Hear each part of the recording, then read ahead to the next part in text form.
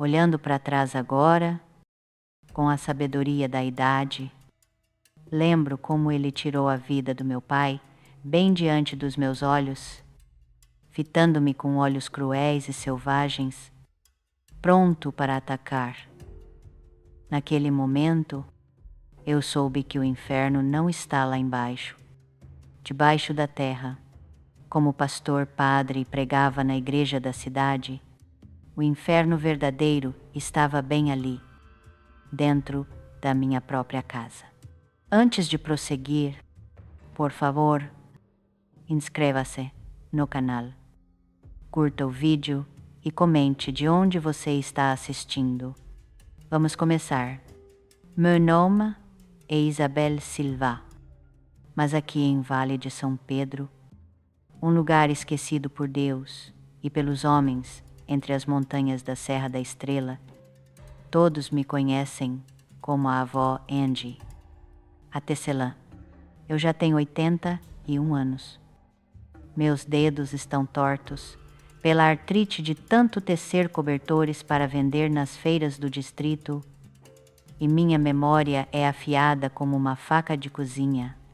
Aqueles que me veem sentada na minha cadeira de balanço, na varanda da minha casinha colorida, distribuindo doces para os netinhos dos vizinhos, não podem imaginar a história de dor e resiliência que eu carreguei por quase 70 anos. Eu nasci em 1944, em uma cabana de madeira precária, em Ribeiro Claro, um lugar isolado, onde, quando chovia forte, ficávamos presos por dias, por causa das enchentes que arrastavam tudo pelo caminho. Era uma casa simples, com chão de terra, um fogão sempre aceso e um riacho cristalino atrás dela. Não tínhamos muito dinheiro, mas meu pai, Manuel, sempre dizia: enquanto houver comida na panela e um teto sobre a cabeça, estamos ricos. Meu pai trabalhava cortando madeira. Ele saía antes do nascer do sol, com uma faca no cinto e um chapéu de palha na cabeça, e voltava à noite, carregando lenha nas costas para vender aos intermediários. Era um trabalho duro e perigoso, com cobras, onças e até a lei, pois nem sempre ele tinha permissão para cortar na floresta, mas ele era honesto à sua maneira, sempre trazendo comida para a mesa e garantindo que eu e meu irmão Tiago, 7 anos mais velho que eu, não faltássemos o essencial. Veja o que eu trouxe para você. Isabel, de vez em quando, ele me dava uma fita colorida para amarrar no cabelo ou um doce embrulhado em papel de pão. Eram pequenas alegrias que iluminavam meus olhos naqueles dias simples da infância. Minha mãe, Eina, era costureira. No começo, ela só atendia os vizinhos, consertando roupas aqui e ali, mas ficou conhecida pela sua precisão e logo recebia encomendas de toda a cidade. Foi assim que surgiu a oportunidade de trabalhar em uma fábrica em Montemoro Novo, uma cidade vizinha a 2 dias de viagem pelas estradas de terra da época. No início, ela hesitou, não querendo nos deixar sozinhos, mas o salário era o triplo do que ganhava em casa. Só por um tempo. Ela me disse, enquanto arrumava as malas: em breve, vou economizar o bastante para voltar e ficar com vocês. Quem sabe, até comprar uma máquina de costura nova. No começo, ela voltava toda semana, passando quase todo domingo na viagem, só para passar algumas horas conosco. Depois, as visitas foram ficando mais raras. 2 semanas. Depois 1 mês, as estradas eram ruins, a jornada exaustiva, e sempre Havia mais trabalho na fábrica, mais dinheiro para ganhar. Com a mãe ausente, a casa mudou. Meu pai, que era quieto, ficou ainda mais fechado, mais triste. Meu irmão Tiago, que já era rebelde desde os 15 anos, ficou impossível de lidar. As brigas entre eles, que eram raras, se tornaram rotina. Eu preciso de dinheiro. Pai, Tiago exigia quase todos os dias: quero sair desse fim do mundo, ir para Lisboa. Todo mundo vai para a cidade grande. Só nós estamos apodrecendo nesse buraco. E o que você vai fazer lá? Filho morrer de fome ou virar bandido? Aqui, pelo menos, você tem um teto e comida. Meu pai respondia, sempre com firmeza: comida é essa porcaria que comemos todos os dias. Feijão e pão de milho mole. E esse teto que vaza toda vez que chove. Até quando você vai aguentar essa miséria? Velho, as palavras do meu irmão feriam o coração do meu pai. Eu via a dor nos olhos dele, por não poder dar uma vida melhor aos filhos, a vergonha de ser chamado de fracassado pelo próprio sangue. Naquela época, eu tinha só 11 anos. Não entendia toda a raiva do Tiago. Para mim, a vida era simples, mas não ruim. Tínhamos comida, tínhamos uns aos outros, e eu ainda conseguia ir à escola rural 3 vezes por semana, quando não precisava ajudar em casa.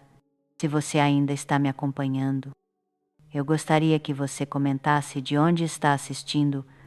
Me faz bem saber que há pessoas por todo o país ouvindo a minha história, mesmo depois de tanto tempo. E se você puder curtir, isso ajuda o canal a chegar a mais pessoas, aquelas que precisam ouvir que é possível sobreviver aos piores pesadelos. As brigas foram piorando com o tempo. Meu irmão começou a fugir de casa, ficando dias longe sem avisar.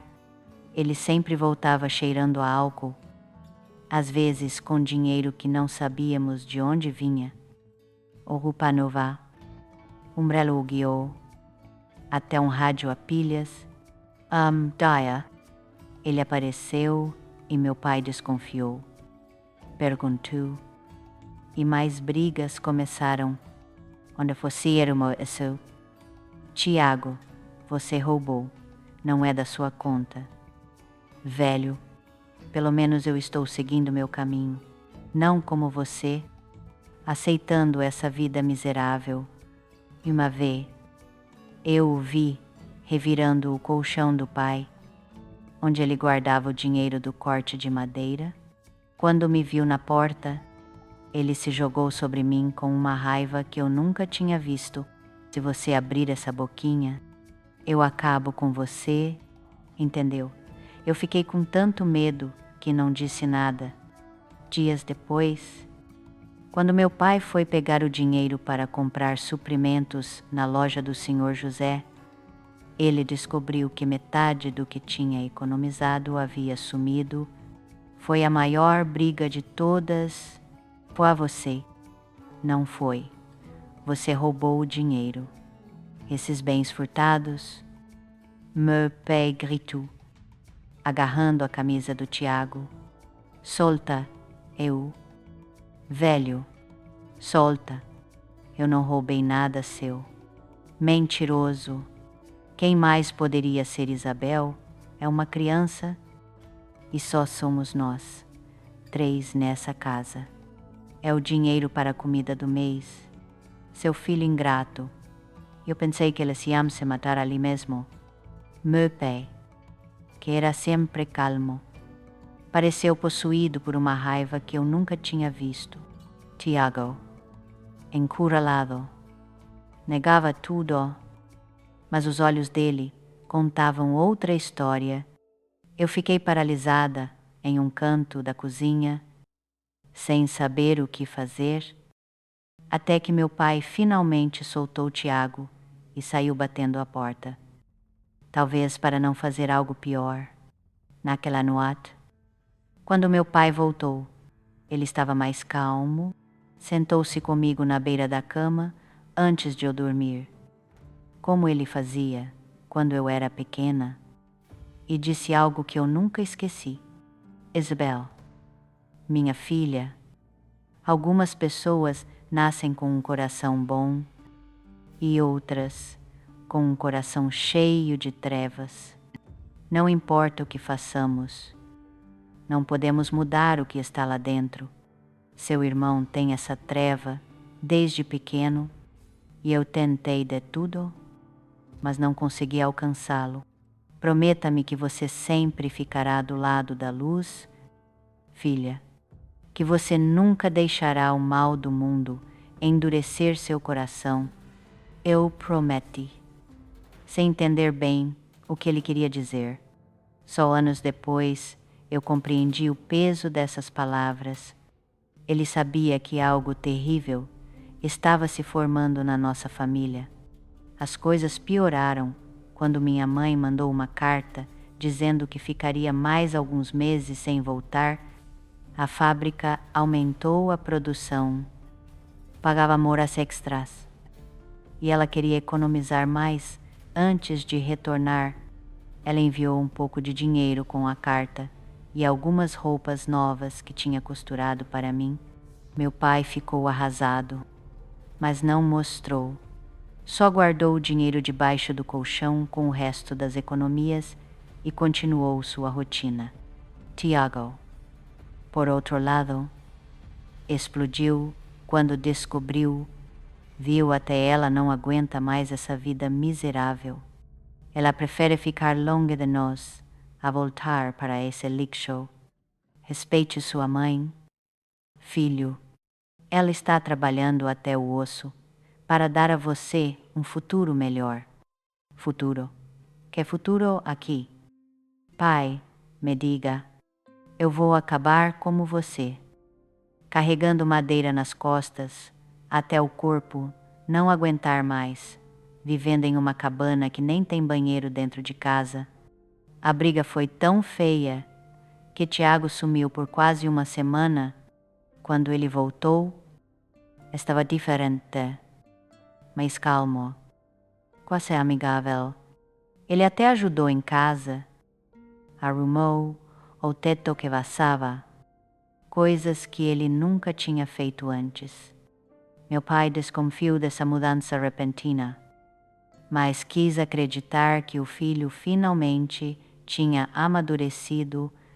Berra, Isabel, as pessoas podem mudar, ele me disse uma noite, enquanto comíamos feijão e uma abóbora que ele plantou no quintal. O irmão de você está mostrando que pode ser diferente. Ele não sabia que essa paz era só o prelúdio para a tempestade maior que a nossa família enfrentaria. Tiago não tinha mudado. Ele só estava esperando o momento certo. Como as onças que meu pai dizia que ficavam quietas na mata, observando a presa, escolhendo o instante para atacar, e quando atacou, destruiu para sempre a pessoa que eu era. Minha filha ainda acreditava que o mundo podia ser um lugar bom, que as pessoas mudam, que o amanhã seria melhor que hoje. Tudo morreu em uma noite de chuva torrencial, quando os trovões abafaram os gritos do meu pai e o sangue dele manchou para sempre o chão de terra da nossa cozinha. Mas essa parte da história, meus queridos, é algo que ninguém imagina que possa acontecer. Se vocês ficaram comigo até aqui, segurem minha mão enrugada enquanto eu levo vocês pelos cantos mais sombrios das minhas lembranças. Coisas que eu tentei esquecer por anos, mas que ainda estão gravadas na minha alma como cicatrizes que nem o tempo apaga. Já se passaram 3 dias, desde que minha mãe mandou dizer que voltaria só depois de 1 mês. 3 dias em que meu pai andava cabisbaixo, trabalhando mais do que nunca, saindo antes do galo cantar e voltando quando a noite já engolia o último raio de sol. 3 dias em que meu irmão Tiago estava estranhamente calmo, até ajudando em casa, algo que ele nunca fazia. Naquela noite, a chuva caía forte, como se quisesse levar a nossa casinha embora. As gotas batiam no telhado de zinco, fazendo um barulho ensurdecedor. Os relâmpagos cortavam o céu, iluminando a cozinha por segundos, e os trovões sacudiam as paredes como se fossem de papel. Noites como essa eram comuns em Vale de São Pedro, mas aquela tinha algo diferente, um peso no ar que até eu, com 11 anos, sentia. Meu pai voltou mais cedo por causa da tempestade. Ele estava sentado à mesa da cozinha, iluminado pela luz fraca de uma lanterna, contando as moedas que tinha ganhado vendendo madeira naquela semana. Não era muito, mas com o que ele tinha economizado, dava para comprar suprimentos para o mês e ainda sobrar um pouco. Olha aqui, Isabel. Ele me mostrou algumas moedas, colocando-as na minha mãozinha. Isso é para você comprar um caderno novo para a escola. You sorry. Sentindo o metal frio na palma da mão, pensando no caderno de capa dura que eu tinha visto na loja do Senhor José. Ele era bonito, com flores desenhadas na frente. Seria o primeiro caderno novo que eu teria. Não um dos usados que a professora arrumava para as crianças pobres. Nesse momento, Tiago entrou na cozinha. Ele parecia estranho, um pouco atordoado e cheirava a álcool. Embora estivesse sóbrio o suficiente para andar sem tropeçar, contando dinheiro. Pai, quanto você tem aí? Ele perguntou, puxando uma cadeira e se sentando na minha frente. Não é da sua conta. Tiago, vá dormir. Já é tarde. Não é da sua conta. Então de quem é? Eu sou seu filho. Eu tenho o direito de saber. Meu pai suspirou, enfiando o dinheiro no bolso da camisa velha. Esse mês dá para não passarmos fome e comprar material escolar para sua irmã. Tiago riu, um riso seco e sem graça. Material escolar para quê? Para ela acabar como nós? Presa nesse fim do mundo, a única que se salvou foi a mãe, que teve coragem de ir embora. A mãe de você não fugiu. Filho, ela está trabalhando, mandando dinheiro para nos ajudar. É diferente. Não é diferente. Ela não volta porque não aguenta mais essa miséria. E eu também não aguento. Meu pé se levantou, os olhos faiscando de raiva. Então vá embora. Você já é adulto, pode tentar a sorte em outro lugar, mas não pense que vai levar o dinheiro que eu suou para ganhar. Foi aí que eu vi meu irmão pegar algo do cinto.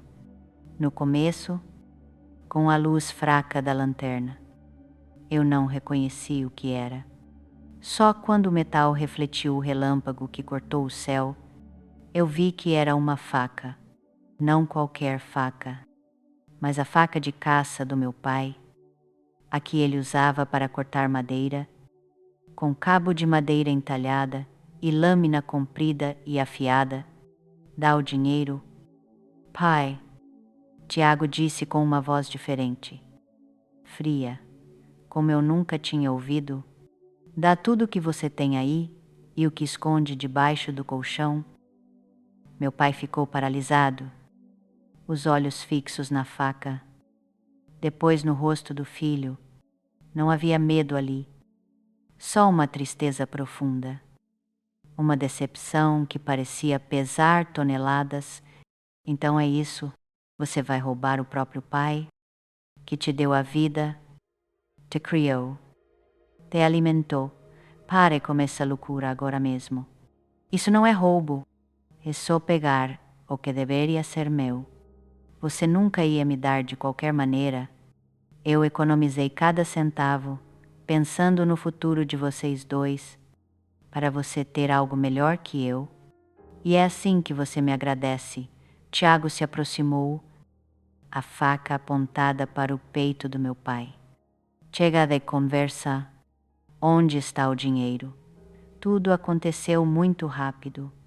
Meu pai tentou pegar o braço do meu irmão. El brigaram, derrubando a lanterna, que se apagou ao cair, e ficamos no escuro total, com só os relâmpagos iluminando de vez em quando.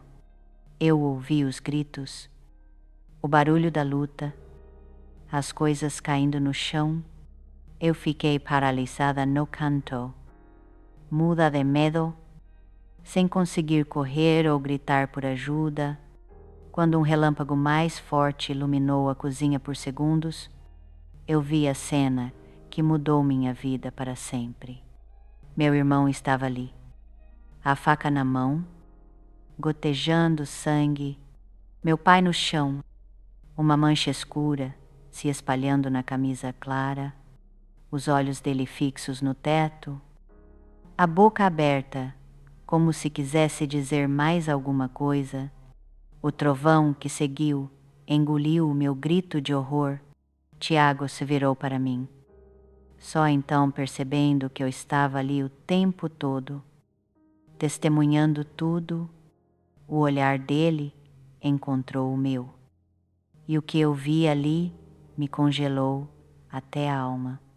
Não havia arrependimento, não havia choque, só uma frieza calculada, como se ele tivesse matado um animal para o almoço. Não o próprio pai. Veja o que você me fez fazer, Isabel. E ela disse, a voz estranhamente calma, isso é culpa sua. Se você não estivesse sempre do lado dele, se não contasse tudo para ele. Eu dei um passo para trás, encostando na parede fria. Eu sabia que precisava correr, gritar, pedir ajuda, mas o meu corpo não obedecia. Era como estar presa em um pesadelo, daqueles em que você tenta gritar, mas não hum som sal, agora só somos nós dois. Ele continuou, se aproximando devagar, até a mãe voltar. Você veio obedecer a mim. E se contar a alguém o que aconteceu aqui, você viu o que eu sou capaz de fazer. Oi, assenti, tremendo tanto que meus dentes batiam. Não era uma promessa, era terror puro. Tiago acendeu a lanterna caída, iluminando a cozinha de novo, o corpo do meu pai no chão, os olhos ainda abertos, sem ver nada. Eu queria correr para ele, abraçá-lo, dizer que o amava, mas o olhar do meu irmão me mantinha imóvel. Vá para o quarto, ele ordenou, se abaixando para revistar os bolsos do meu pai. Eu cuido dessa bagunça. Eu corri para o meu quartinho pequeno, separado por uma cortina velha, me joguei no meu catre de palha e enterrei o rosto no travesseiro para abafar os soluços. Eu chorei até não ter mais lágrimas, até o corpo doer de tanto tremer, até o cansaço me puxar para um sono agitado, cheio de pesadelos. Quando acordei na manhã seguinte, por um segundo maravilhoso, esqueci o que tinha acontecido. Foi só um pesadelo. E pensei, mas aí ouvi meu irmão se movimentando na cozinha e tudo voltou como uma onda gigante, me deixando sem fôlego, Eu me levantei devagar e puxei a cortina. A cozinha estava limpa, sem vestígios do horror da noite anterior, como se nada tivesse acontecido. Bamdaya, irmãzinha, Tiago disse com uma normalidade assustadora. Ele estava sentado à mesa, contando o dinheiro do meu pai. Dormiu bem. Eu não respondi. Meus olhos varreram a cozinha, procurando algum sinal do meu pai, prova do que eu tinha visto. Se você procurar pelo pai, não vai encontrar. E ela disse, notando meu olhar, eu o enterrei no quintal, debaixo da velha macieira. Ninguém vai olhar lá. Eu senti o estômago revirar. Ele falava da morte do meu pai, como se fosse a coisa mais natural do mundo, como se não tivesse matado o homem que nos deu a vida. Por quê? Essa foi a única palavra que saiu, minha voz tão fraca que mal ouvi, porque ele estava no meu caminho, porque ele nunca ia me dar o que eu precisava, porque ele sempre preferia você, a filhinha boazinha, a princesinha Adele. Havia tanto ódio naquelas palavras que eu dei um passo para trás. E agora? O que vai acontecer?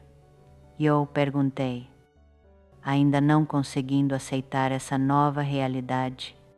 Agora, vamos viver do nosso jeito até a mãe voltar.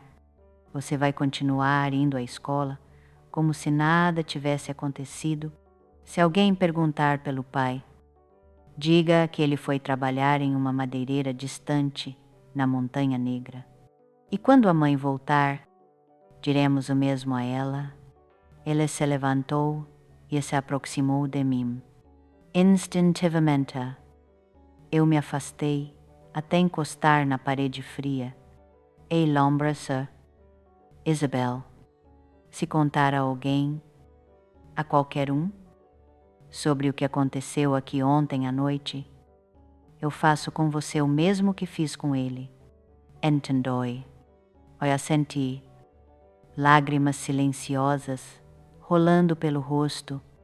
Bom, agora lave o rosto e vá buscar água no riacho.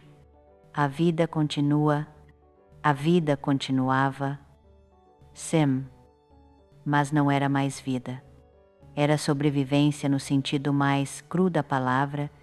Cada minuto naquela casa era um tormento. Cada canto guardava memórias do meu pai. Cada objeto me lembrava dele. E cada olhar do meu irmão me lembrava que eu estava sozinha com um assassino. Se você ainda está comigo nessa jornada dolorosa pelo passado, eu agradeço do fundo do coração. Compartilhar isso depois de tantos anos ainda dói, mas alivia um peso enorme. Cada comentário de vocês me dá força para prosseguir, e se puderem curtir, isso ajuda o canal a alcançar mais pessoas que precisam saber que se pode sobreviver aos piores pesadelos. Nos dias seguintes, eu tentei manter as aparências. Ia à escola. Voltava e fazia as tarefas. Quando os vizinhos perguntavam pelo pai, eu repetia a mentira que Tiago inventou. Ele foi trabalhar em uma madeireira na Montanha Negra. Vai ficar longe por meses.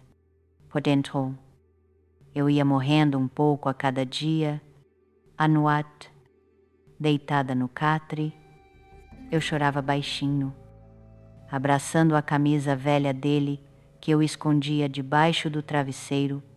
Durante o dia, eu evitava ficar perto do meu irmão o máximo possível, mas em uma casa tão pequena quanto a nossa, era quase impossível. Tiago começou a beber mais e ficar em casa. Ele usava o dinheiro do meu pai para comprar álcool e apostar em jogos de cartas na cidade.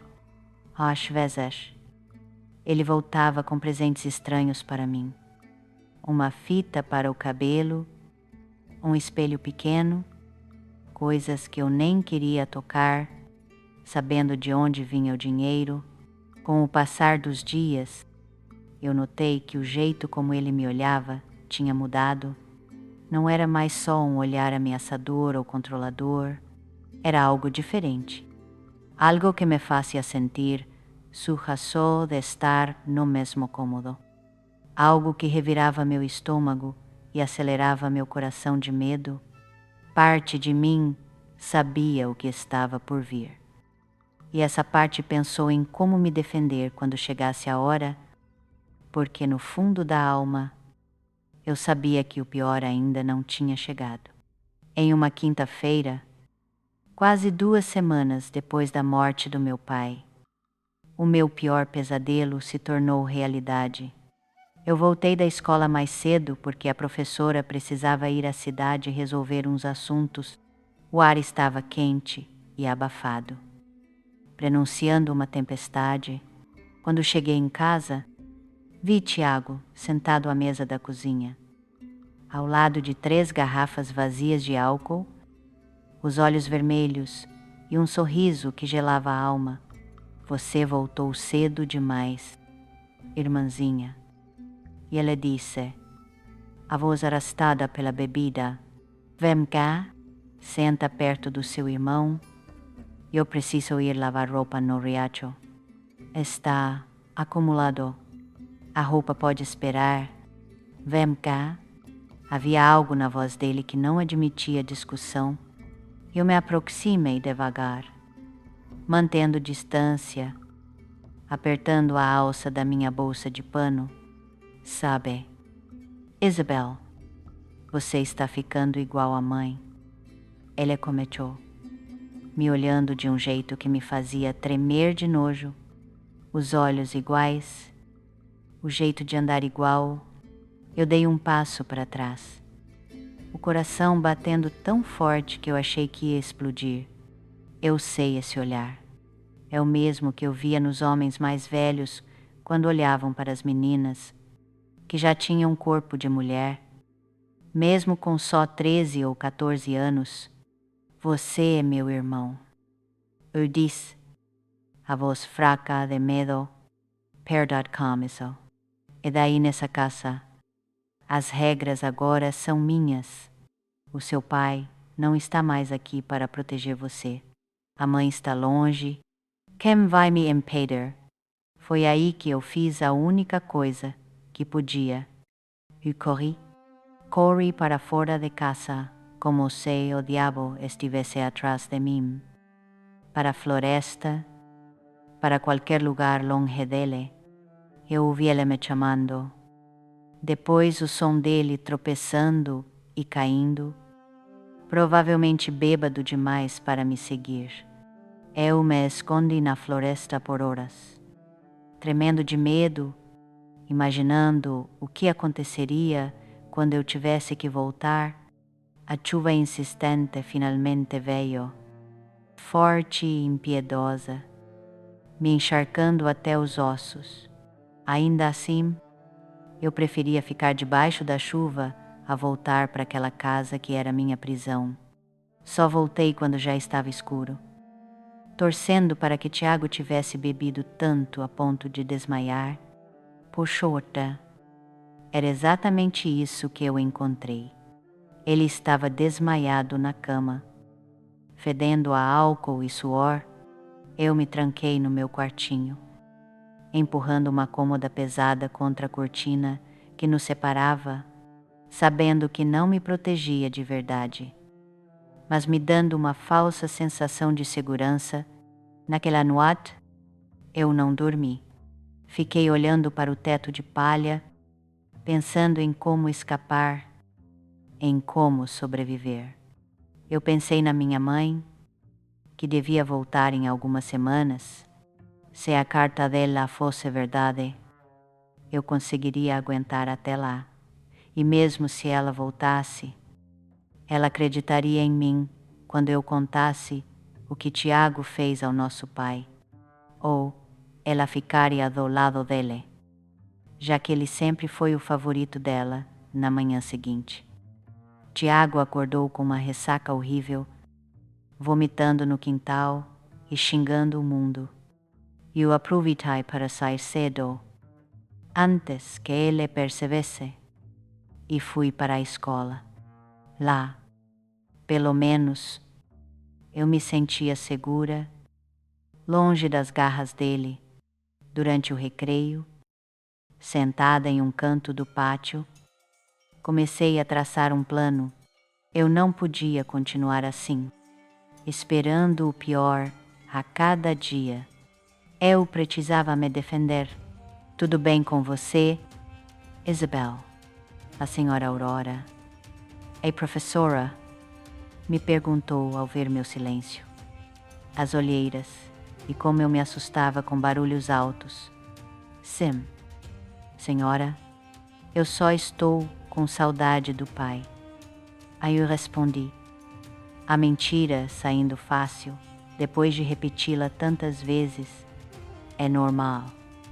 Querida, trabalhar longe não é fácil para ninguém, mas ele volta logo, não é eu a sentir. Engolindo as lágrimas, se ela soubesse a verdade, se eu pudesse contar, mas o medo era maior. O medo do que Tiago faria se descobrisse que eu abria a boca. Eu voltei para casa o mais tarde possível, pegando o caminho mais longo, parando para colher frutas silvestres, procurando qualquer desculpa para adiar. Quando não pude mais protelar, entrei devagar. Preparada para o pior, Tiago estava estranhamente calmo. Ele até tinha cozinhado arroz com feijão meio cru, mas ainda assim comida.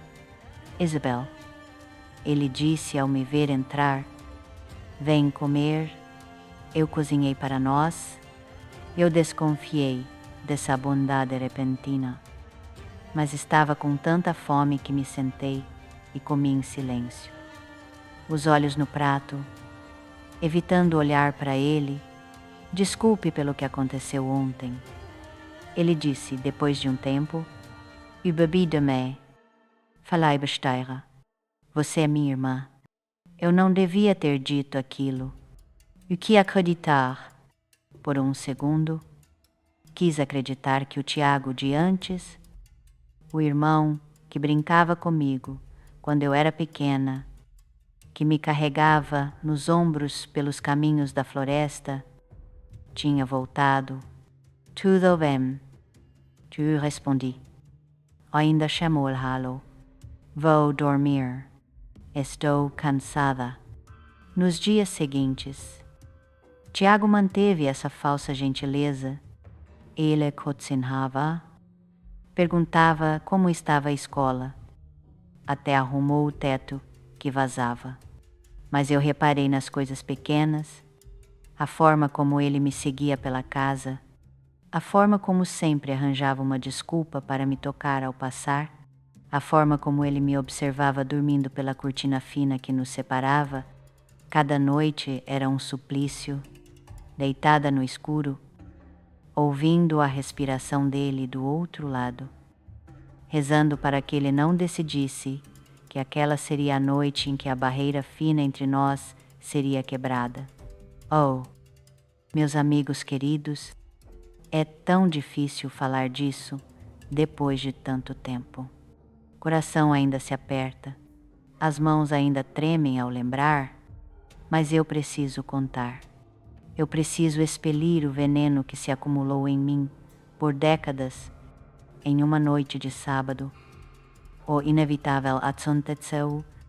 Tiago saiu durante o dia e voltou tarde, fedendo a álcool como de costume.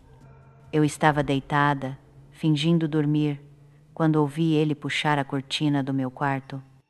Eu sei que você está acordada, Isabel. E ele sussurrou. A voz rouca, não finja. Eu fiquei imóvel, o coração batendo tão forte que eu tinha certeza de que ele ouvia. Eu senti o peso dele afundando o catre quando ele se sentou ao meu lado. Você tem me evitado, irmãzinha. Por quê? Agora só somos nós dois. Temos que nos cuidar. A mão pesada dele tocou meu braço e foi como uma descarga elétrica. O enojo tomou conta de mim. Me deixe em paz, Tiago, eu disse, a voz tremendo, me afastando o máximo que podia. Não. E ele insistiu, a mão agora apertando meu braço. Eu cuido de você, do comida, do Tato. É assim que você me agradece. Por favor. Eu implorei. As lágrimas iam rolando. Você é meu irmão. É errado. As mãos dele subiram para o meu pescoço, apertando levemente. Uma ameaça clara. Errado é você ter nascido e roubado toda a atenção do pai e da mãe. Errado é você sempre ser a preferida, a protegida. Agora é a minha vez de pegar o que eu quero. Foi aí que algo explodiu dentro de mim. O medo paralisante deu lugar a uma raiva feroz que eu nunca tinha sentido. No escuro, minha mão tateou ao redor e encontrou as velhas tesouras que eu usava para cortar retalhos. Em um movimento rápido, eu enfiei neles no braço dele. O grito que ele soltou deve ter acordado até as corujas na floresta. Ele se jogou para trás, segurando o braço, sangrando. Maldita, eu te mato por isso. Eu aproveitei o momento e corri. Corri para fora de casa, para a escuridão da noite, para o meio da floresta, sem ligar para os espinhos, rasgando meus pés descalços, ou os galhos chicoteando meu rosto. Eu corri até não ter mais fôlego, até as pernas fraquejarem, e me joguei no chão úmido. Eu passei a noite inteira me escondendo em uma caverna que eu conhecia desde a infância, tremendo de frio e medo, imaginando o que faria. Quando amanhecesse, eu não podia voltar para casa, isso era certo. Tiago me mataria depois do que eu fiz. Eu não podia ir para a vila. As pessoas fariam perguntas que eu não podia responder. Eu não podia procurar a polícia. Na minha mente de criança, eu achava que me culpariam pela morte do pai por eu não ter feito nada para impedir. Ali, naquela caverna escura, com fome e frio, eu tomei a decisão mais difícil da minha vida. Eu fugiria, deixando tudo para trás, e tentaria encontrar a minha mãe em Montemoro Novo. Eu não sabia como, mas qualquer coisa era melhor do que voltar para aquela casa. Quando o sol nasceu, eu saí do esconderijo e fui para a estrada principal, determinada a ir na direção que eu achava ser a certa. Eu caminhei o dia todo, os pés sangrando, a barriga roncando de fome, parando só para beber água dos riachos e comer algumas frutas silvestres que eu sabia que eram seguras. Ao entardecer, exausta, me abriguei em um galpão abandonado no meio da floresta. Eu estava tão cansada que adormeci assim que me deitei no chão duro, usando o braço como travesseiro. Eu acordei como o som de passos. O coração quase parou quando vi a sombra na porta. Por um segundo de terror, pensei que era Tiago me encontrando, mas quando ele falou, eu reconheci uma voz diferente. Menina, o que você está fazendo aqui sozinha? Era o Senhor Theodore, um caçador velho que passava pela nossa casa de vez em quando para vender peles. Ele me reconheceu imediatamente. Isabel, filha do Manuel, o que aconteceu com você? Menina, você está toda arranhada. E eu quis contar tudo sobre o meu irmão, sobre o horror que eu vivi nas últimas semanas, mas as palavras não saíam O medo ainda me dominava. Estou indo para Montemoro Novo, onde a minha mãe trabalha. O Sr. Theodore me olhou com suspeita, mas não perguntou mais. Você está no caminho errado. Menina, Montemoro Novo é para o outro lado. Vamos. Eu levo você até a estrada certa. Tem uma carroça de mercadorias passando por ali. Talvez você consiga carona. Eu o segui em silêncio, grata pela ajuda, mas tremendo de medo, olhando para trás o tempo todo, esperando ver Tiago surgindo da floresta. Chegamos à estrada principal quando o sol já estava alto. O Sr. Theodore me deixou lá com um pedaço de pão que tirou da sua mochila. Fique aqui. Menina, logo alguém passa para a cidade, mas você tem certeza de que não quer voltar para casa. Seu pai deve estar preocupado. Eu engoli em seco, quase deixando a verdade escapar.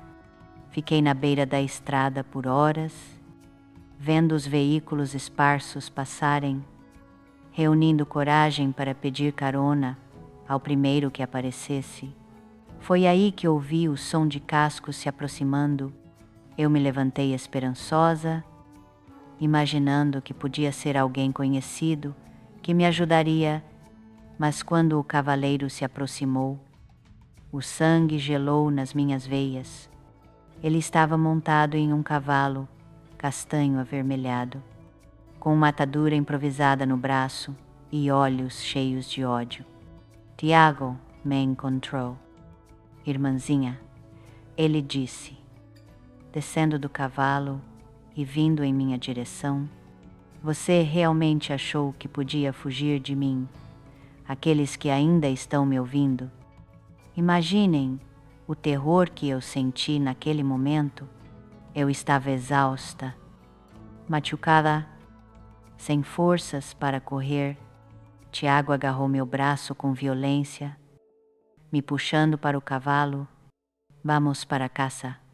Temos coisas para resolver. Foi aí que eu percebi que aquilo podia ser a minha última chance. Se eu voltasse com ele, talvez não sobrevivesse para contar essa história. Nesse momento de desespero, eu tomei uma decisão que mudaria minha vida para sempre. Vamos para casa. Temos coisas para resolver. Você e eu. As palavras de Tiago ecoavam na minha cabeça enquanto ele me puxava para o cavalo. Minhas pernas tremiam, coração parecia querer saltar do peito. Nesse instante, algo dentro de mim acordou, uma força que eu não sabia que tinha, nascida do desespero total. Enquanto ele se virava para montar, ainda me segurando, a minha mão livre tocou uma pedra grande no chão. Sem hesitar, a levantei e bati com toda a força na cabeça dele. O som foi horrível, como uma noz se partindo. Tiago cambaleou, me soltou e caiu de joelhos. A mão na cabeça, onde o sangue começava a escorrer. Maldito! E ele murmurou, tentando se levantar, mas caindo de novo. Eu não esperei para ver o que aconteceria em seguida. Montei no cavalo dele, com uma agilidade que eu não sabia que tinha, e disparei Shemolhor para trás, sem me importar se eu tinha matado meu irmão ou só ferido ele. Naquele momento, eu só pensava em fugir, em sobreviver. Eu galopei por horas pela estrada principal, rezando para estar indo na direção certa para Montemoro Novo. O cavalo, um animal dócil e familiarizado com Tiago, obedeceu aos meus comandos básicos. Quando a noite caiu, eu parei em um descampado pequeno, longe da estrada. Eu tinha medo de continuar no escuro e me perder e precisava descansar, amei o cavalo em uma árvore, dei água para ele no riacho ali perto e me encolhi debaixo de uma árvore grande, tremendo de frio e medo. Eu não dormi. Qualquer chão na floresta me fazia pior. Cada sombra parecia Tiago vindo me buscar, e além do medo dele, eu era atormentada pela dúvida: será que eu matei o meu irmão? Será que eu me tornei uma assassina como ele? Quando os primeiros raios de sol perfuraram as folhas, eu me levantei, montei no cavalo e continuei a jornada. Eu precisava prosseguir. Eu precisava encontrar a minha mãe antes que Tiago me encontrasse. Se ele ainda estivesse vivo, por volta do meio-dia, eu vi as primeiras casas de uma vila que eu não conhecia. Eu parei em uma mercearia e perguntei ao dono, um homem gordo com um bigode grosso, se eu estava no caminho certo para Montemoro Novo. Sim, menina, siga essa estrada mais uns 12 quilômetros e você chega. Mas o que uma criança, como você está fazendo sozinha por aqui, e esse cavalo? De que me do meu pé? E menti. O coração disparado, ele me mandou buscar a minha mãe, que está trabalhando em uma fábrica em Montemoro Novo. Ela está doente. O homem me olhou com desconfiança, mas assentiu. Quer um pouco d'água? Você parece que não come ou bebe há dias. Eu aceitei o copo d'água e o pedaço de pão com linguiça que ele ofereceu, e devorei em segundos. Só então eu percebi o quanto estava faminta. Eu agradeci e continuei, agora certa de que estava no caminho certo. À tarde, quando o sol começava a se pôr, eu vi as primeiras casas de tijolo de Montemoro Novo. Para mim, que estava acostumada com o Vale de São Pedro, parecia uma cidade enorme, ruas pavimentadas, algumas lojas, uma igreja grande na praça central. Eu fiquei admirada e apavorada. Como eu ia encontrar a minha mãe ali? Eu parei em outra loja e perguntei onde era a fábrica de costura. Oh, don't know. Um homem idoso de cabelos brancos apontou o caminho. No final da rua principal tem um galpão grande com uma placa azul. Você não erra? Eu segui as instruções com o coração acelerado. Quando finalmente vi o galpão com a placa Roupas de Santa Rita, desmontei e ameacei o cavalo em um poste ali perto. As pernas mal me sustentavam quando entrei pela porta da frente. Um sino tocou quando abri a porta. Uma mulher jovem veio atender, franzindo a testa ao ver o meu estado. Suja, machucada, roupas rasgadas. Posso ajudar? Ela perguntou. Com desconfiança. Estou procurando pela minha mãe, Ana Costa. Ela trabalha aqui. O rosto da mulher se iluminou com um sorriso. Ah, Ana Costa. Claro. Ela está nos fundos. Quer que eu chame ela? Eu assenti, sem poder falar mais. As emoções de estar perto da mãe, depois de tudo que passei, me deixavam muda. A mulher desapareceu pela porta dos fundos e alguns segundos depois, eu ouvi a voz que mais queria ouvir no mundo, Isabel, a minha filha.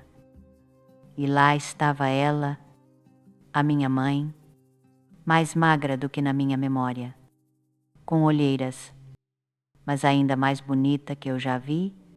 Eu corri para os braços dela e desabei em choro, chorando tanto que... O que aconteceu? Meu amor, por que você está assim, toda machucada? Onde estão o seu pai e o seu irmão? Chegou a hora de contar tudo.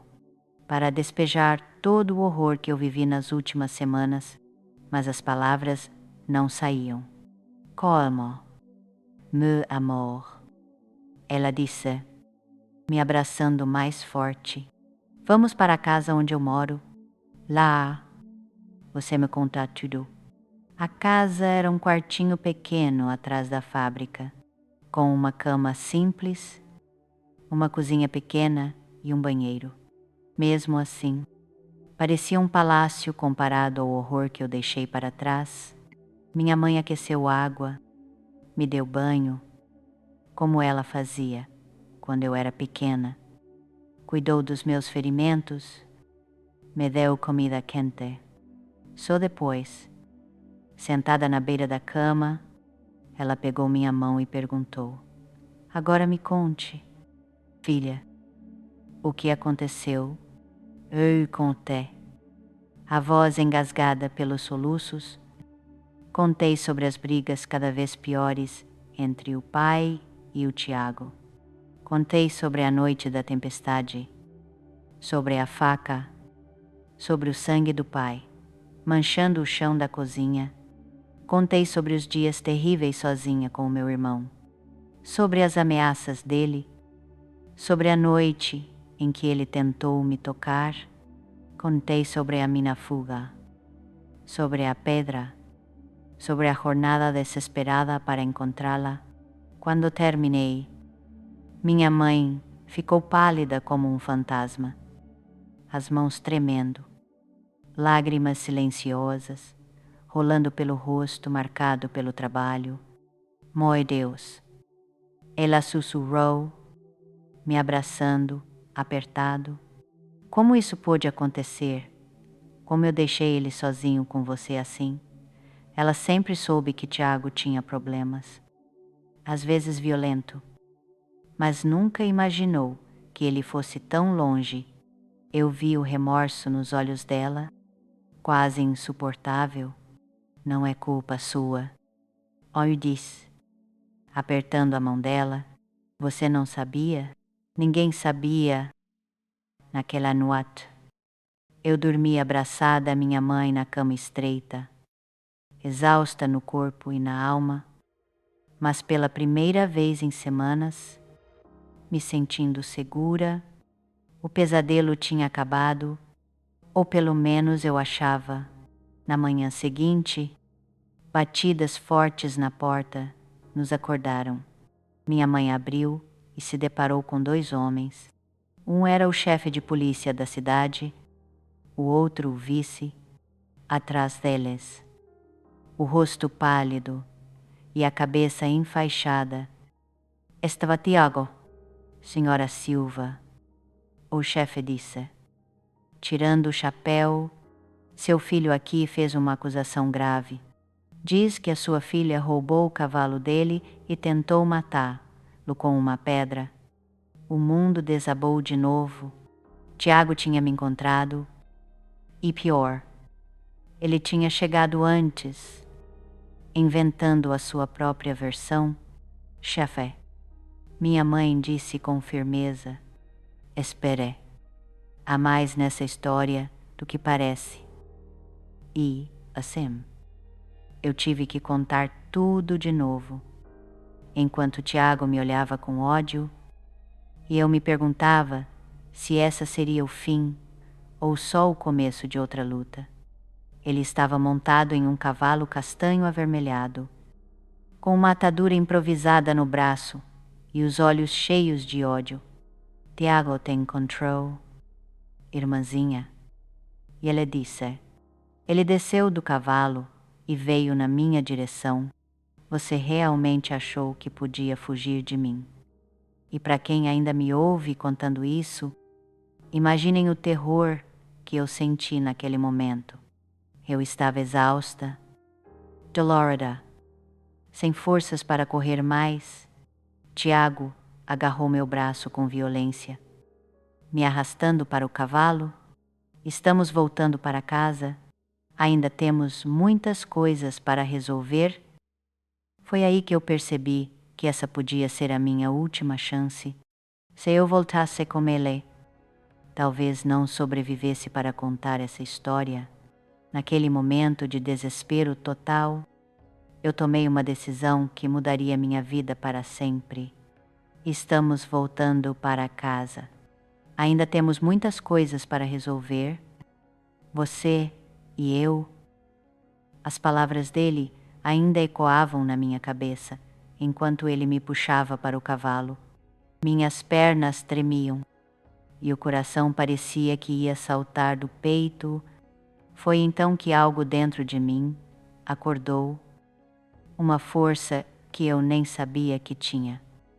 Nascida do desespero absoluto, enquanto ele se virava para montar no cavalo, ainda segurando meu braço, minha mão livre tocou uma pedra grande no chão, sem hesitar. Eu a ergui e bati com toda a força na cabeça dele. O som foi horrível, como o barulho de um coco verde se partindo. Tiago cambaleou, me soltou e caiu de joelhos, com a mão na cabeça, onde o sangue já começava a escorrer, desgraçada.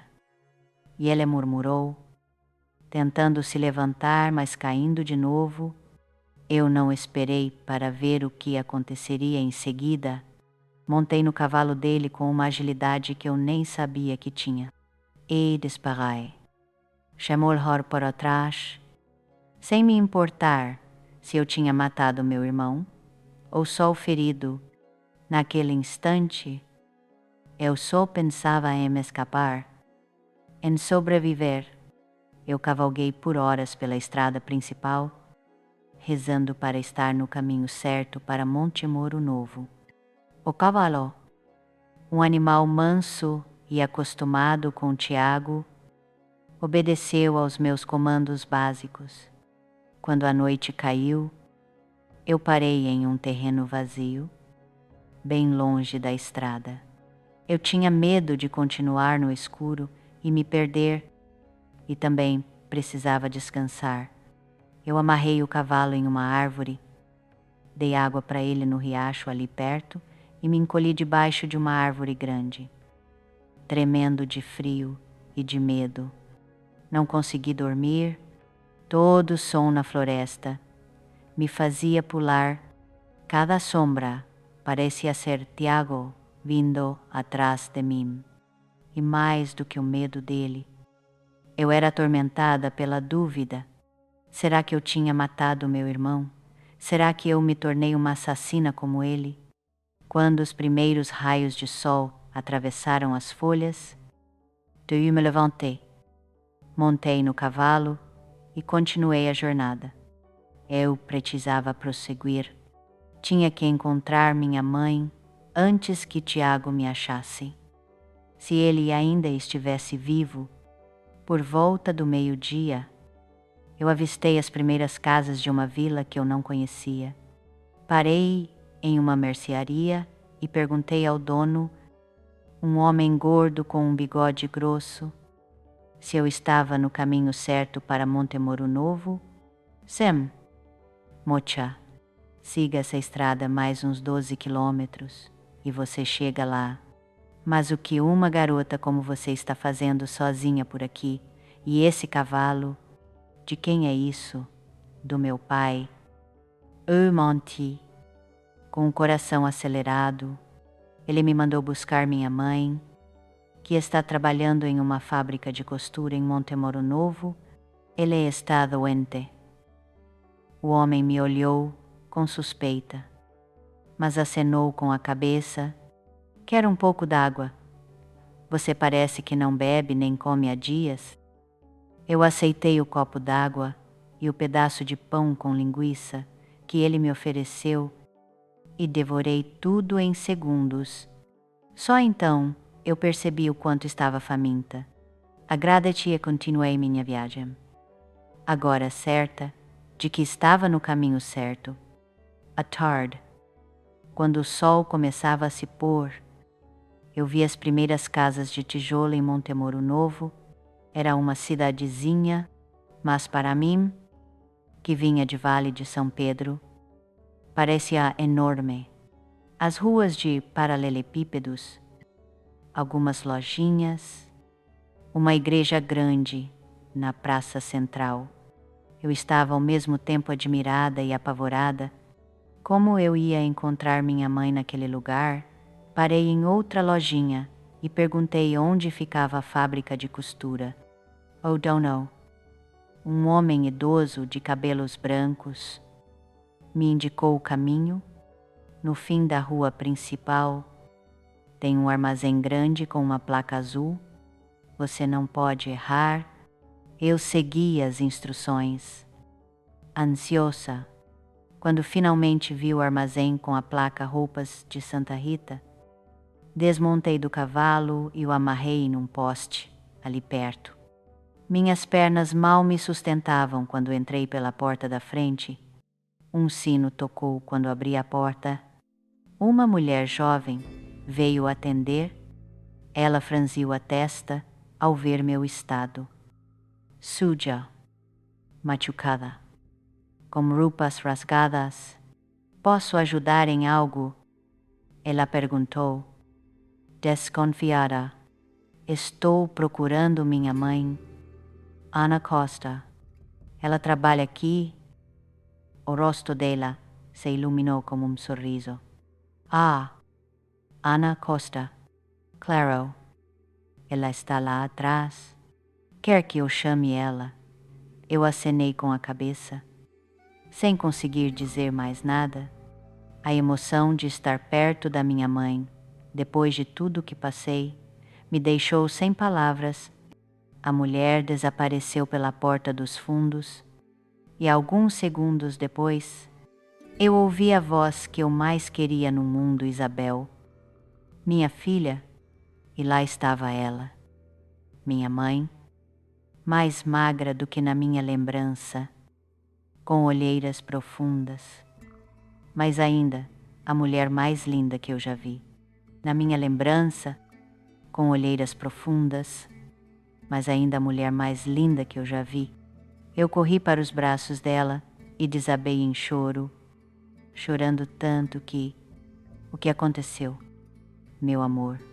Por que você está assim, toda machucada?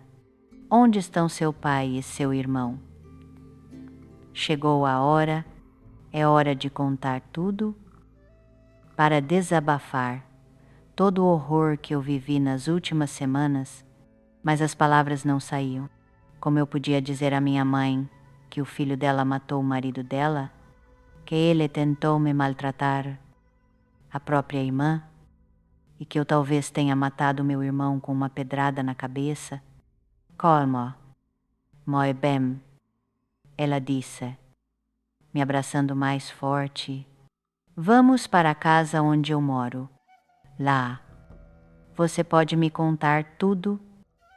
A casa era um quartinho atrás da fábrica, com uma cama simples, uma cozinha pequena e um banheiro. Mesmo assim, parecia um palácio comparado ao pesadelo que eu deixei para trás. Minha mãe esquentou água, me deu banho como fazia quando eu era criança. Cuidou dos meus ferimentos, me deu comida quente. Só depois, sentada na beira da cama, ela pegou minha mão e perguntou: agora me conte, filha querida, tudo o que aconteceu. Eu contei, com a voz engasgada de tanto chorar, sobre as brigas cada vez piores entre meu pai e Tiago. Eu contei sobre a noite da tempestade, sobre a faca, sobre o sangue do meu pai no chão da cozinha. Eu contei sobre os dias de terror sozinha com meu irmão, sobre as ameaças dele, sobre a noite em que ele tentou me tocar. Eu contei sobre a minha fuga, sobre a pedra, sobre a jornada desesperada para encontrar minha mãe. Quando terminei, minha mãe ficou pálida como um fantasma, as mãos tremendo, lágrimas silenciosas rolando pelo rosto, marcado pelo trabalho. Meu Deus, ela sussurrou, me abraçando forte. Meu Deus, o que você passou? Como eu deixei ele sozinho com você assim? Ela sempre soube que Tiago tinha problemas. Às vezes era violento, mas nunca imaginou que chegaria tão longe. Eu via o remorso nos olhos dela e era quase insuportável. Não é culpa sua? Eu disse, apertando a mão dela. Você não sabia? Ninguém sabia.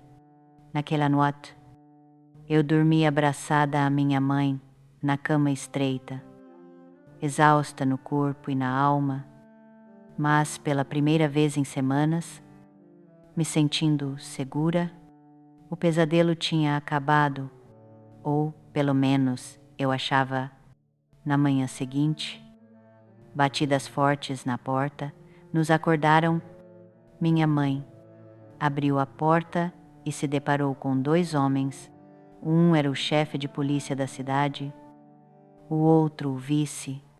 Atrás deles, pálido e com a cabeça enfaixada, estava Tiago, senhora Silva. O chefe de polícia disse, tirando o chapéu, seu filho aqui fez uma acusação grave. Ele diz que sua filha roubou o cavalo dele e tentou matá-lo com uma pedra. Meu mundo desabou de novo. Tiago me encontrou. Pior. Ele chegou antes e inventou a sua versão.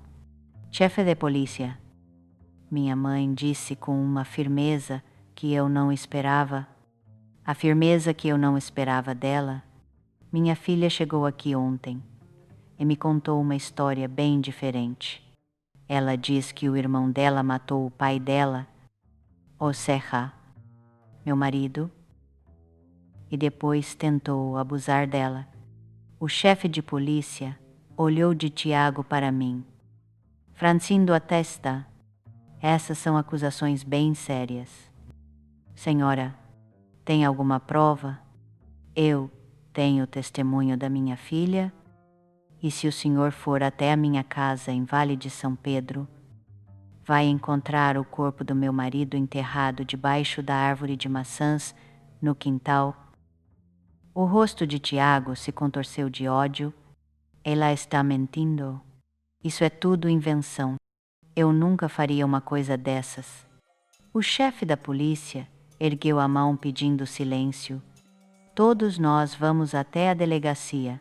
Isso precisa ser investigado a fundo.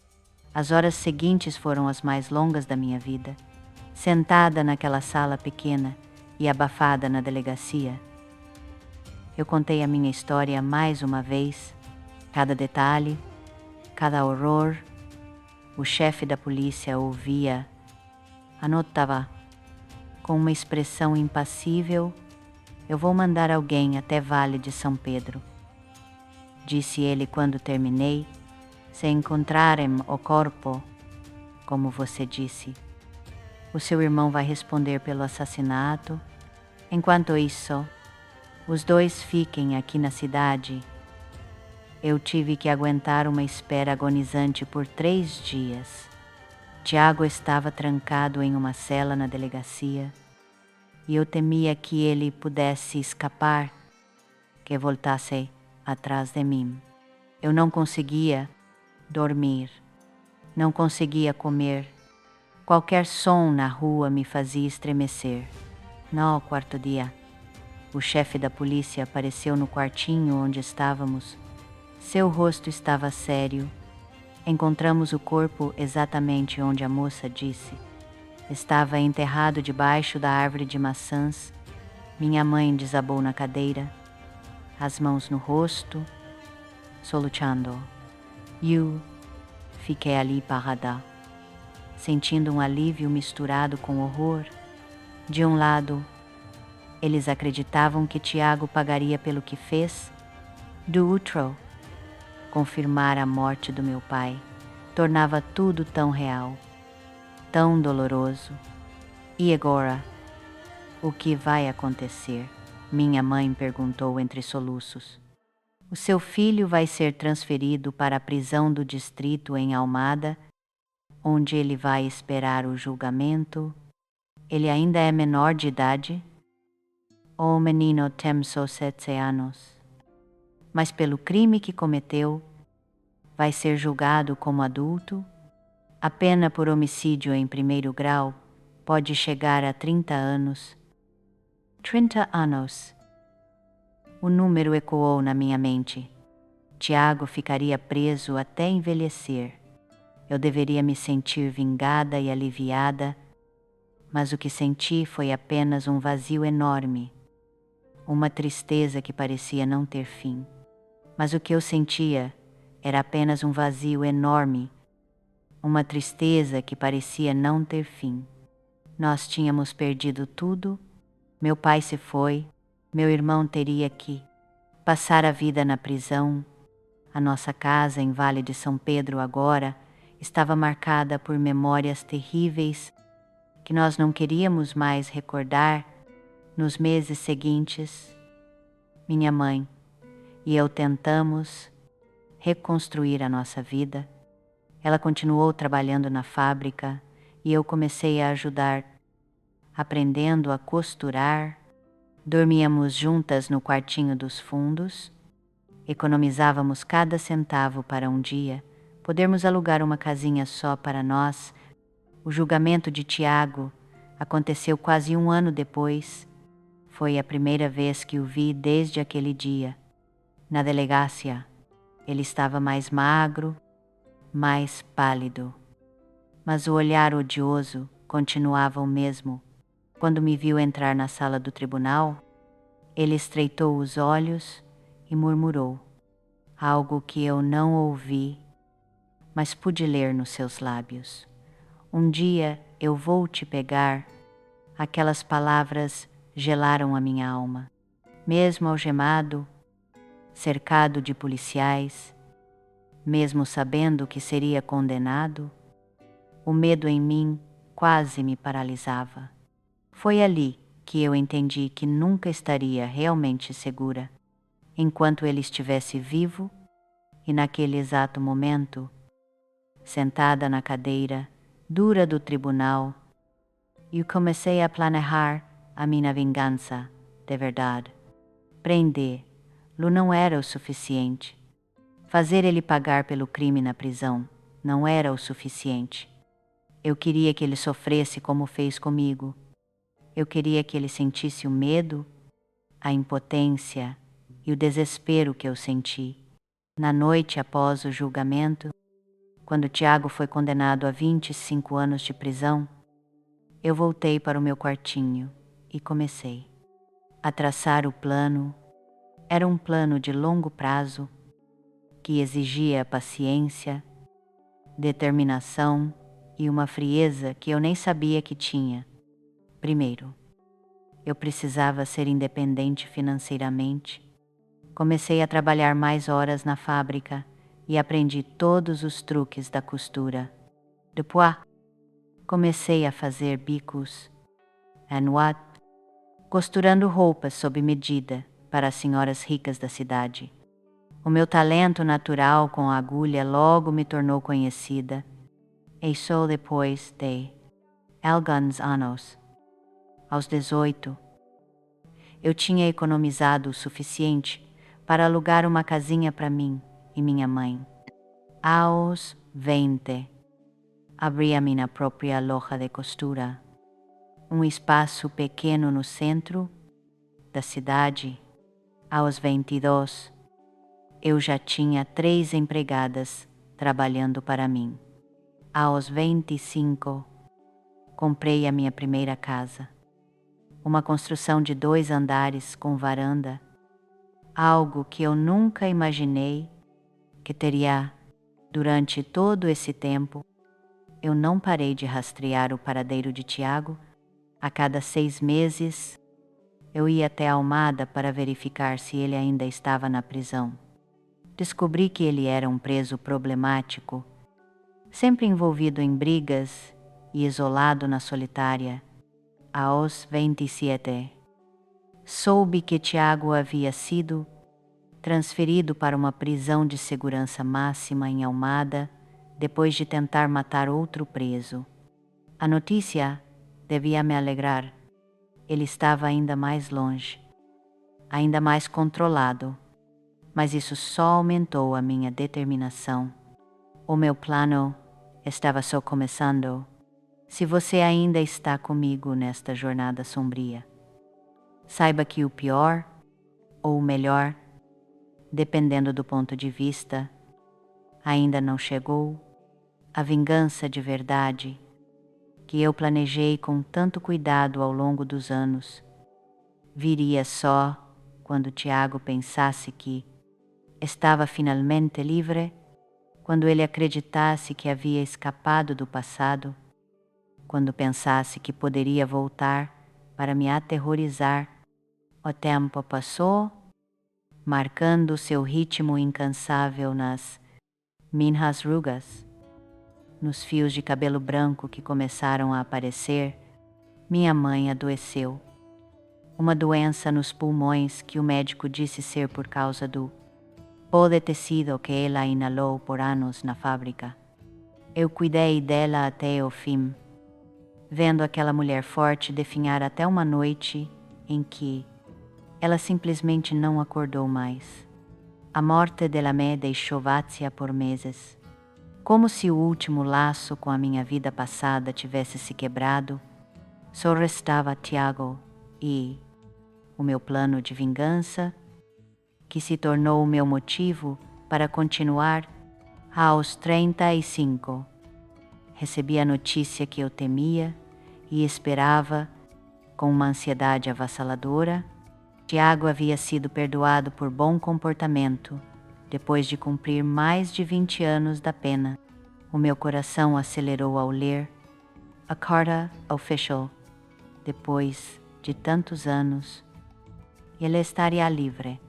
Poderia voltar para cumprir a promessa silenciosa que fez no tribunal anos atrás. Mas eu não era mais a menininha de 11 anos apavorada. Eu era uma mulher bem-sucedida, respeitada, com recursos e contatos e, acima de tudo, eu estava preparada para ele. A notícia da liberdade de Tiago foi como uma pedra no meu estômago. 20 anos se passaram desde aquela noite terrível, mas o medo ao ler a carta oficial era tão real quanto no dia em que fugi. Mas agora as coisas eram diferentes. Eu era diferente. Montemoro Novo se tornara o meu lar. De uma costureira humilde, eu me tornei a dona do maior negócio de costura da cidade, o Atelier Isabel. Eu tinha uma casa bonita na rua principal.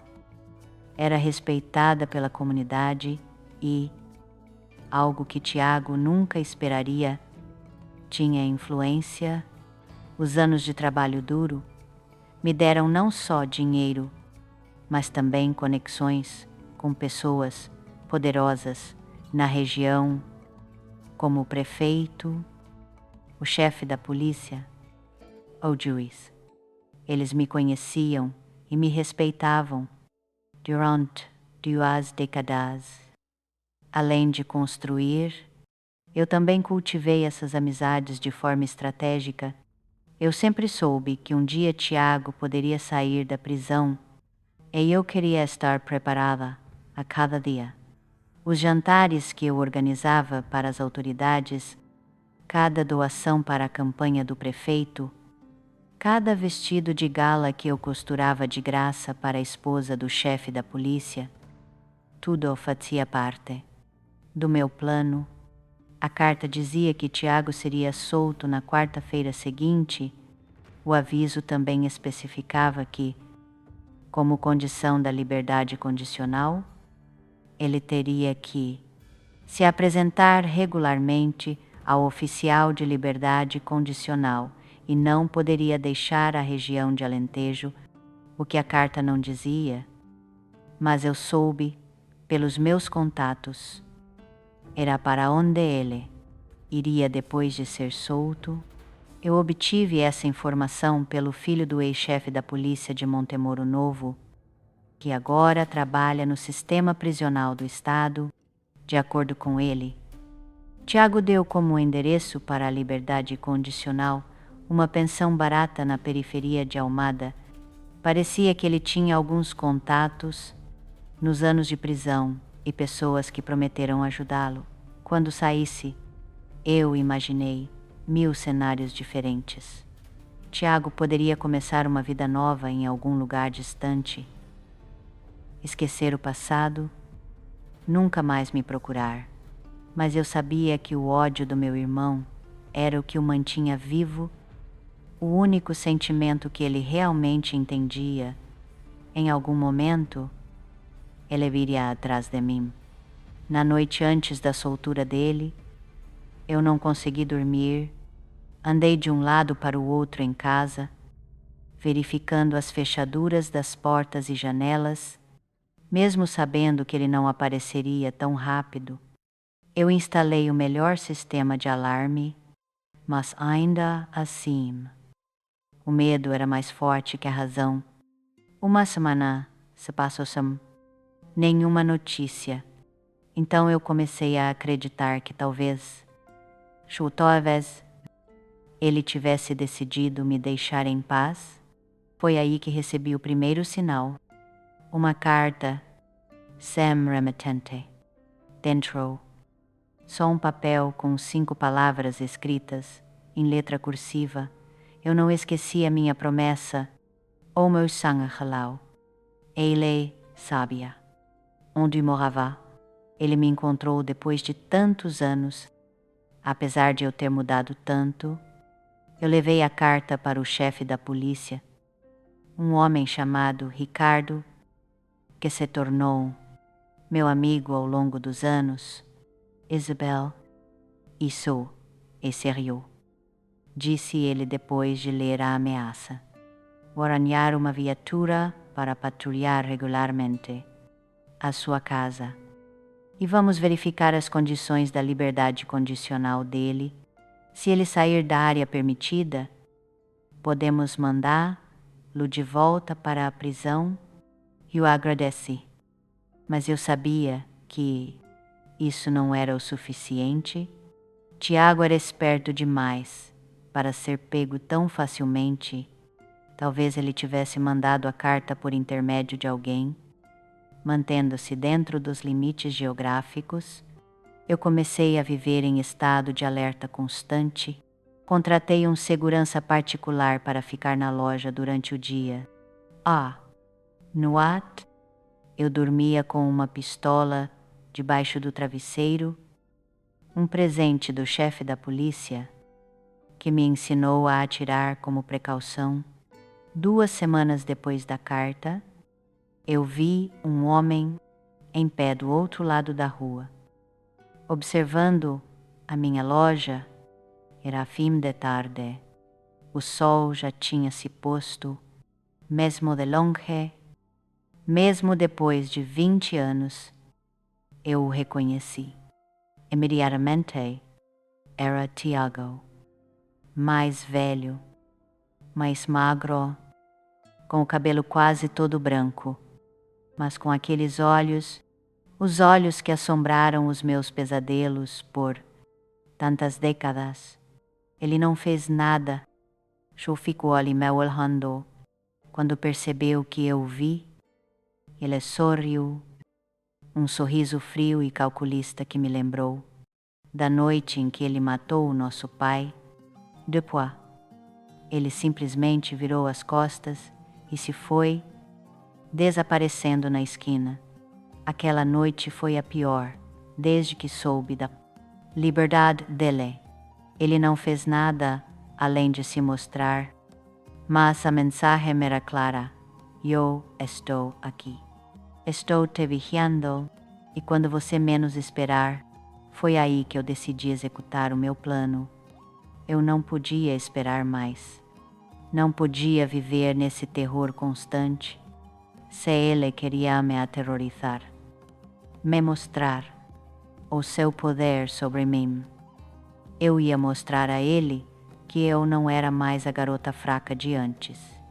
Usando os meus contatos, descobri onde ele estava morando, uma pensão barata, na periferia da cidade, não em Almada, como ele disse às autoridades. Ele já havia violado as condições da liberdade condicional só por estar lá, mas eu não queria só denunciá-lo e mandá-lo de volta para a prisão. Eu queria mais que isso. Eu queria que ele sentisse o medo que eu senti todos aqueles anos. A minha vingança começou de forma sutil. Primeiro, eu o expulsei daquela pensão. Uma conversa com o dono, um lembrete sobre o histórico criminal do inquilino novo, lembrete casual sobre as inspeções de saúde que a cidade fazia em lugares assim. No dia seguinte, Tiago estava na rua com os poucos pertences que tinha em uma mochila velha. Depois, eu tornei difícil para ele arrumar emprego na cidade. Uma palavra aqui, um comentário ali. E logo todos os lugares sabiam que ele era um assassino condenado e abusador. Ninguém queria contratar alguém assim, especialmente em uma cidade pequena como Montemoro Novo, Samtiro, sem emprego. Tiago começou a ficar desesperado e eu o observava de longe, vendo-o murchar, dormindo em bancos de parque, pedindo comida nas portas dos restaurantes. Parecia justo. Ele tirou tudo de mim. Agora eu estava tirando tudo dele. Mas ainda não era o suficiente. Eu queria que ele soubesse que eu era responsável. Eu queria ver o medo nos olhos dele quando ele percebesse que os papéis haviam se invertido, que agora eu tinha o poder. E Manuat, quando eu vi ele dormindo em um banco na praça central, eu me aproximei, mais velha, vestida com elegância, com o cabelo grisalho.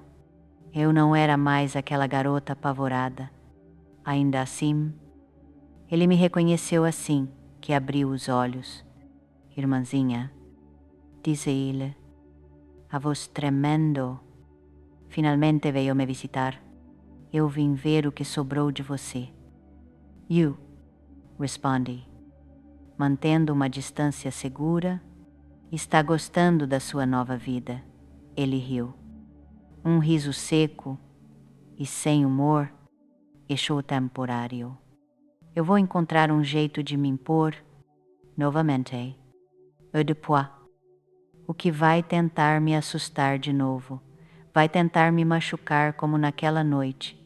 Quem sabe, ele respondeu com aquele sorriso frio que eu conhecia tão bem. A vida tem muitas voltas, não é? Foi aí que eu percebi que o meu plano não estava saindo como eu esperava. Mesmo reduzido àquele estado miserável, Tiago não mostrava medo. Pelo contrário, ele ainda parecia acreditar que tinha algum poder sobre mim, que poderia me ameaçar. Eu preciso ir mais longa, muito mais long. Naqueles dias seguintes, eu intensifiquei a vingança. Eu o expulsei até dos lugares onde os sem-teto costumam se abrigar. Eu garanti que ninguém lhe desse comida ou ajuda. Gradualmente, ele foi empurrado para as periferias da cidade, para os lugares mais isolados e perigosos. Uma semana depois do nosso encontro na praça, eu recebi uma ligação do chefe da polícia, Ricardo. Isabel, preciso que você venha à delegacia. Isso envolve o seu irmão. O meu coração disparou. O que Tiago tinha feito? Atacado alguém. Ou pior, descoberto a minha mão na desgraça dele e me denunciado, quando eu Cheguei à delegacia. O chefe Ricardo estava sério, o rosto grave. Encontramos o seu irmão hoje de manhã, à beira do rio. Ele não sobreviveu. As palavras demoraram a fazer sentido na minha mente. Tiago morreu como por quê? O que aconteceu? Eu perguntei. A voz mais firme do que eu esperava, pelo que pudemos determinar, ele se envolveu com pessoas perigosas, o tipo de gente que você não quer dever dinheiro. Ele foi encontrado com sinais de espancamento severo. O legista disse que ele pode ter morrido de hemorragia interna. Uma onda de emoções contraditórias me invadiu. Eu me senti aliviada por saber que nunca mais precisaria temer Lu, mas também culpada por ter contribuído indiretamente para aquele fim, mas acima de tudo, um senso de justiça finalmente feita. O ciclo se fechou. Nós precisamos que você faça a identificação oficial e arranje o enterro. Continuou o chefe. Eu sei que ele não deixou boas memórias, considerando o que fez ao pai dele, mas eu vou fazer o necessário. Eu respondi, interrompendo-o. Ele era o meu irmão. Apesar de tudo, naquele mesmo dia, eu vi o corpo de Tiago pela última vez, deitado na mesa fria da morgue. Ele parecia mais pequeno, mais frágil do que nunca. Os sinais de violência eram evidentes, o rosto inchado e roxo, cortes profundos, ossos quebrados. Parte de mim queria sentir pena, tristeza, mas tudo o que eu senti foi uma estranha paz. Eu organizei um enterro simples, sem cerimônias religiosas, só o coveiro, e eu estávamos lá quando o caixão barato foi baixado. A terra. Eu não chorei, não rezei, só fiquei ali olhando, sentindo o peso dos anos se dissipar, como se uma corrente invisível me ligando ao passado finalmente se quebrasse. Quando voltei para casa naquela noite, eu me sentei na varanda e contemplei as estrelas, pensando em tudo o que havia acontecido, em como aquela menininha de 11 anos apavorada se transformou na mulher que eu sou hoje, em como o medo foi o meu companheiro por tanto tempo que eu quase não reconhecia a sensação de finalmente estar livre dele. Pai, eu sussurrei para o céu estrelado. Acabou. Finalmente, tudo acabou. Nos meses seguintes, eu me surpreendi com os meus sentimentos.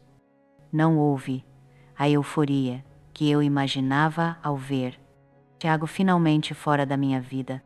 Em vez disso, veio uma tranquilidade, uma aceitação, como se um capítulo longo e doloroso tivesse se fechado, abrindo espaço para um novo. Eu voltei a me concentrar no meu negócio, que eu tinha deixado um pouco de lado durante aquelas semanas caóticas. Comecei a me envolver mais na vida da comunidade, a me abrir mais para as pessoas. Eu até comecei a pensar em algo que nunca tinha considerado antes, uma família para mim, aos 35 anos. Muitos diriam que era tarde, mas para mim parecia que a vida estava apenas começando. Em um encontro na igreja, eu conheci Luiz, um viúvo, alguns anos mais velho que eu e com 2 filhos adultos.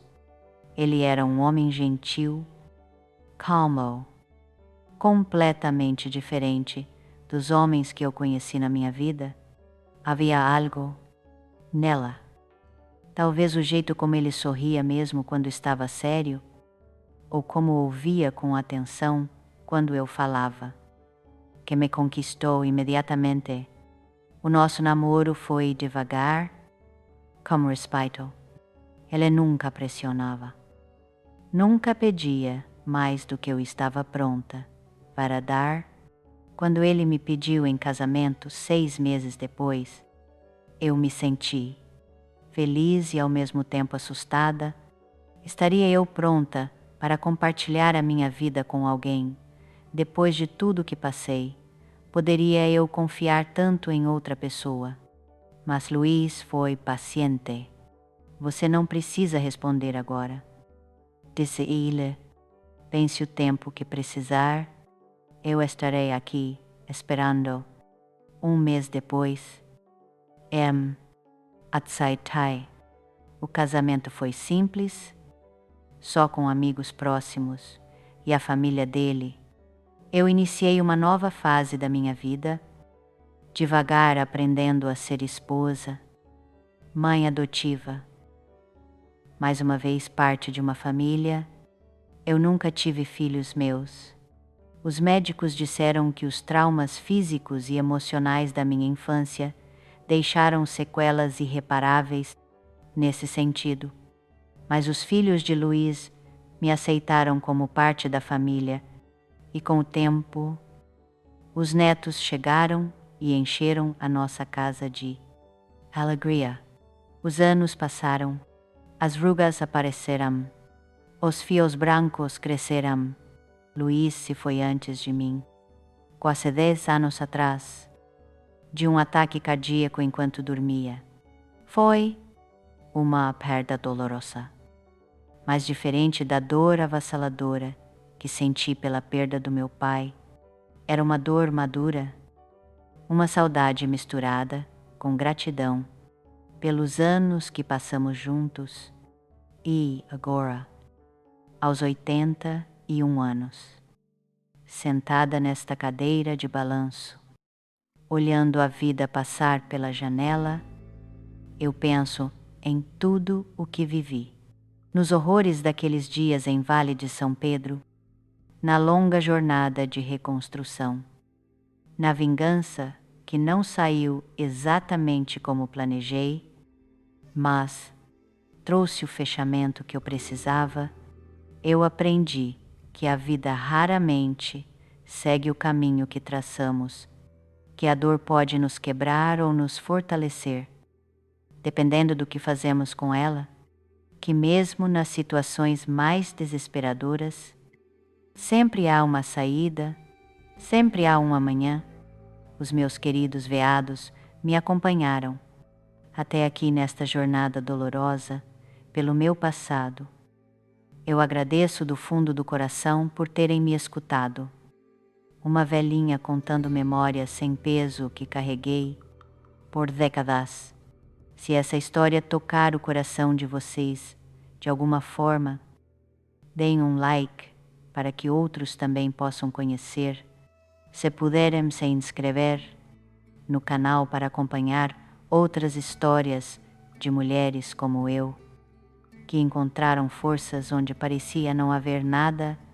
A vida nem sempre é justa, meus queridos, mas ela sempre nos dá a chance de reescrever a nossa história, de encontrar beleza até depois da mais profunda das trevas, com amor. Esta velhinha aprendeu que a verdadeira vingança não é causar dor àqueles que nos feriram, mas sim reconstruir a nossa vida de forma tão bela e completa que o passado perca o poder sobre nós.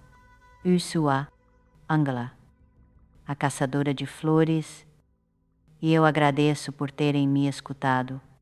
Que Deus abençoe cada um de vocês e que nunca falte amor e proteção para os nossos filhos, as crianças, que são o futuro mais maravilhoso do mundo, são o futuro mais maravilhoso do mundo.